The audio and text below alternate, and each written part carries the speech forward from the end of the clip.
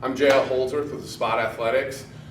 Today and all the Fridays moving forward, we're going to do some technique videos on Fridays, so you have something to look forward to more than just the weekend, something that'll help your training. Today we're going to go over the deadlift start position. This is probably one of the most messed up things I see when people ask me to review their deadlifts. They're always in the bad position when they start, which messes up the rest of the deadlift. Obviously, the deadlift seems like a very simple movement. You just grab the bar and pick it up.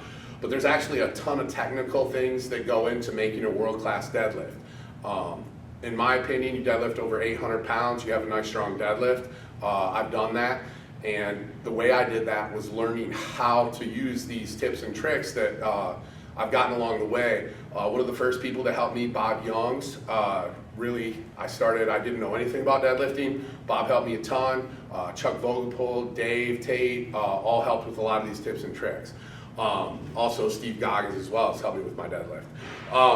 One of the biggest things that we see when we start in the position is where people set up on the bar.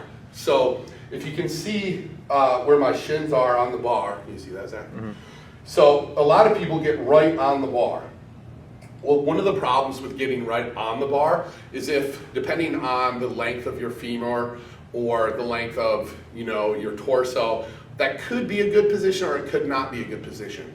The way to tell if you're in the right deadlift position is that when you start to deadlift, if the bar, as you pick it up off the floor, if it moves away from you or if it moves towards you.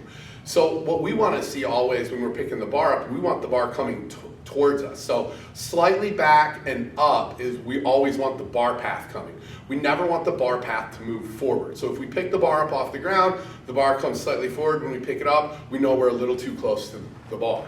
What I always recommend where people start is they start at a place on their foot that they can always match. So if you use the same shoes, you can landmark it. With my Chucks, it's my third shoelace up. With my shoes, it's a little bit. I usually look at it as about 1.5 inches away from the shin, gives most people the best pulling advantage. When I'm working with young athletes, I kind of just make it real simple and say cut your foot in half when you're looking down at the bar. And that works for most of them as well. So when we start in that position, I'm going to go from a conventional start because that's what I think a lot of people pull, and that's what we're going to do today. So we start foot position. We want to be inside the knurling. If we get out here too much, it's really more of a modified sumo stance. Depending on your size, how close you are. How I like to judge how close I get is if I get close, I turn my feet out slightly. If I squeeze my glutes and I can get them to really engage, I know I'm far enough apart. When my feet are this close, I can't quite squeeze. My inner thighs hit together, it creates resistance. I bring them back out here, then I squeeze. Now I can get really tight glutes, get all my activation. I don't feel any resistance from my thighs hitting together. So I'm right inside the knurling. If you're smaller, you might be a little closer. If you're bigger than I am, maybe you are a little wider away. Grip-wise, when we start our deadlift, obviously you can go over-under when it gets heavier. Real good tip for that is your underhand, you want to move it out just slightly from your overhand. That will stop you from windmilling.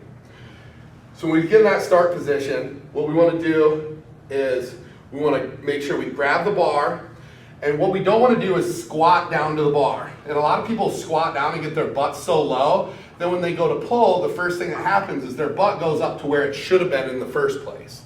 So what we want to do is, I call it pulling yourself down to the bar. It takes the slack out of the bar, so then when you pull, your whole body moves up as one motion and the bar comes off the floor, and that's your first use of energy instead of putting your body in the right position. So when you get down, we take our air. I take my air at the top. Some people take it at the bottom. I prefer to take it before I go down. Take my air into my stomach, grab the bar, and then I pull myself into position. As I pull myself into position, you can see the bar start to float off the ground. As the bar gets up around 225, it stops floating off the ground because I'm just pulling, there's enough weight to hold the bar on the ground, and the bar has enough give to pull the slack out of the bar. So that start position, our shoulders want to be slightly in front of the bar. If you're a beginning deadlifter and you've never deadlifted before, I always say right over the bar. But if you've been deadlifting for a while, slightly in front gives a little better hinge mechanical advantage. So we're here, pull ourselves into position, and up. And then we lock our hips, lock our legs. But that start position that we're going over today, you should be able to go right down back into that position. One of the great ways to work on this, a great drill to do, is just creating that float in the bar. So depending on your strength levels, 135 is a good one, or if you're not as strong as your bumpers, some 25s or some 10s. It's a drill we do where all you're doing is getting your air, you're making the bar float. So repetition wise, just grab it, get down, float, back up. Pull the bar, get down position, float, back up. Keep repping that, feel that position. As the bar gets heavier, you'll actually not be able to float it off the ground, but you'll be able to just get your pull all together. So pull in position, up.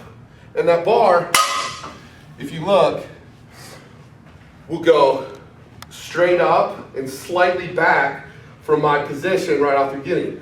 But as I float the bar, from the beginning, I have all the tension, that bar goes straight up and back. And that's how we do our start position. That's what we drill to get that start position better. If you just use that as part of your warm-up or as a drill, just even on upper body days, just greasing that groove, getting used to that start position, it will help your deadlift tremendously. Thanks, and check out more information on our website, spotathletics.com.